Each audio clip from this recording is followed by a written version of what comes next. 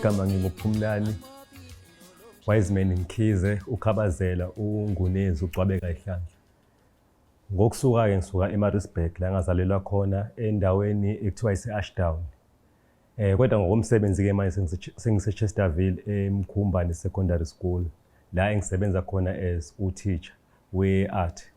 Ubani lonoza engathi simomondi yasami, ubani lonoza engathi dudu, ubani loza sengathi simomondi yasami, ubani lonoza engathi dudu wami, ubani lonoza engathi simomondi yasami, ubani lonoza engathi dudu, ubani loza sengathi simomondi yasami, ubani lonoza sengathi dudu wami.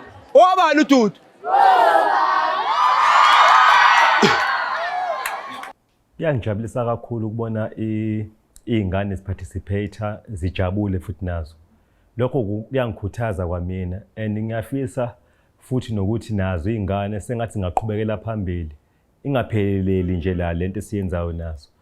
Ngiyafisa ukuyibona nje sezibona nayi-media uthola ukuthi into eziyenzayo mhlawumbe zigcine seyifinyelela nakoma-playhouse nako-stable theatre endaweni zama-artist. So kuyiphupho lami elikhulu ukuzibona-ke iy'ngane ziphumelela. Okunye futhi okungijabulisa kakhulu yonke imisebenzi engiyenzayo ngiyiphoste kuma-social media ko-YouTube and ngi-excited nge-response engiyithola kubantu ababuka ama-videos. Sesize sa-reacha u-1 million views. Nokuyinto eyisimanga kakhulu le ukuthi singathi nje sisemphakathini okanje sikwazi ukufinyelela ku-1 million views. Kuyinto ebeyisimangaliso esikhulu kakhulu leyo kumina yangijabulisa. Ngiyabona ukuthi lento le iyaphambili ney'ngane futhi nazo ziyayijabulela kakhulu. Okukhona bathi sithwele, Njengoba ngishilo ngathi ngiyafundisa nguthisha eklasini kwi-creative arts inikeza iy'ngane opportunity ukuthi zikwazi uku-expressa. It's either through i-dance or i-drama or poetry or anything nje related to i-art uyayithola eklasini. So inikeza iy'ngane i-platform ukuthi zikwazi ukuthi zi-express. So ngiyaye ngithi mangabe ngiseklasini ngibuka lokho-ke ngibona amathalente ayisimanga ey'nganeni. Ngibona ukuthi iy'ngane zingakwazi zidinga ukusizwa kahle, zidinga ukuthi lento ezenzayo zikwazi ukuthi ibonwe izwe lonke ingagcini ibonwe yimina kuphela eklasini. So ila khona ngabona khona ukuthi angizami ukuthi ngithi go extra mile for them ukuze bakwazi ukuthi nabo bayithola ukuthi yini uNkulunkulu abadalele yona. So-ke ngathi sengikwenzile-ke lokho nga-create lento le ama-extra mural art activities aba-after school esikoleni i-hour nje kuphela. Hlanganisa iy'ngane ezenza i-dance, abenza i-drama, abenza konke nje lokhu. Hhayi ukuthi ngiyabafundisa but ibona bayafundisana bebodwa ngoba iskill vele sabo mina sengimdala. Mina kuphela nje ukuthi ngiqhamuke ne-theme ukuthi okay yini ekumele ukuthi yenze and then bona masebeyenza. Abathi sinenyoka, hona bathi sithwele, hona bathi sinenyoka, abathwali ngani.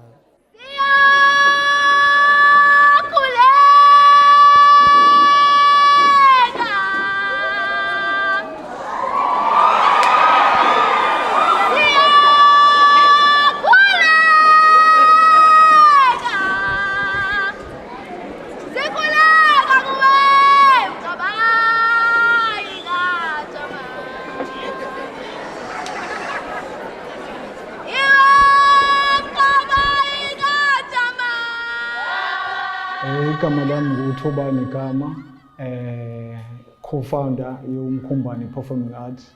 So uMkhumbane Performing Arts waqala 2021. 2021 sahlangana nothisha khona la eChesterville. Uthisha wayefundisa la eMkhumbane uthisha omusha. Mina ngihlala khona ngala. So mina ngine-background ye-performing arts in terms of ngaqala uku-act theatre, ngifunda e-Creative Arts College. So yeah, saqala lapho nje ukuhlangana, sahlangana e-youth center. Mesihlangana e-youth center, uthisha wafaka kumina, wathi uney'ngane eyi-talented. ufuna nje sosebenzisana senze yabo in terms of performing arts yonke. So sahlala phansi sadweba i-idea saqala abantu abebe committed kakhulu abebefika I think ingane zengoma lezi eyisinayo.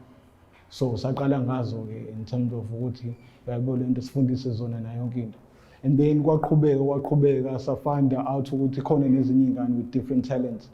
Azikwazi ukusina kodwa mhlawumbe ezinye ziyakwazi ukucula, ezinye ziyakwazi ukurecite inkondlo, ezinye zikwazi ukudansa, ezinye zikwazi uku-acta. So we incorporated ukuthi i-program ibe nengoma, i-dance ne-poetry nayo yonke into. So saqala lapho ke from there on we organize shows ukuthi kube khona ama-show where iy'ngane don't only come after schooling to participate and train but also ukuthi bathole i-platform to showcase their talents.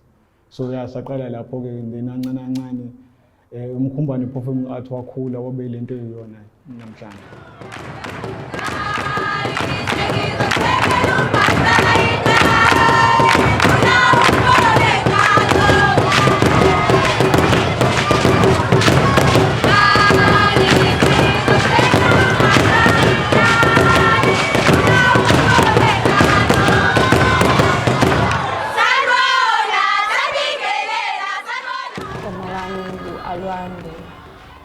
Ngiphuma kwi-group ebizwa ngeMkhumbane Performing Arts.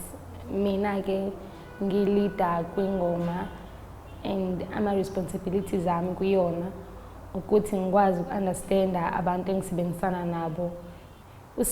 Mkhize ube nokuthi uqala kwakhe i-group ngoba ufuna ukusiqoqa ekutheni kungabi khona izinto esizenzayo eceleni ezi-wrong and wayiqala kanjalo-ke le group. Kona ya kungisizile ngoba bengikwazi ukuthi ngiye esikoleni ngazi ukuthi mangibuya esikoleni ngiyahamba ngegroupini siyahlangana. Ntambama ngiyagoduka ayikho indlela engayithatha ntambama ngoba suke sekumele ngenze umsebenzi wasendlini. Kona ngi-enjoyile ukuba kuyona igroup right.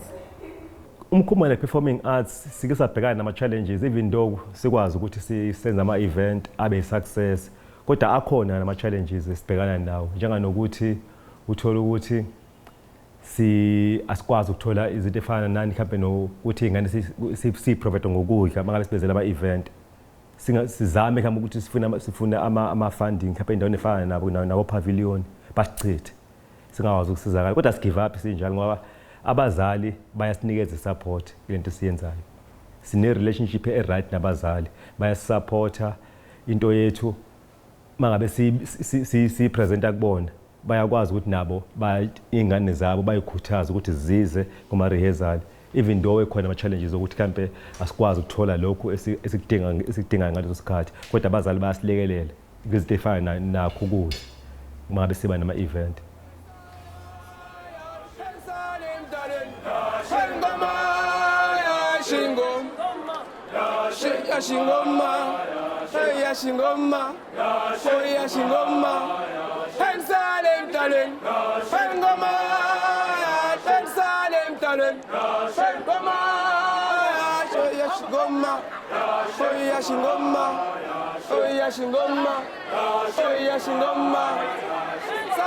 Salem,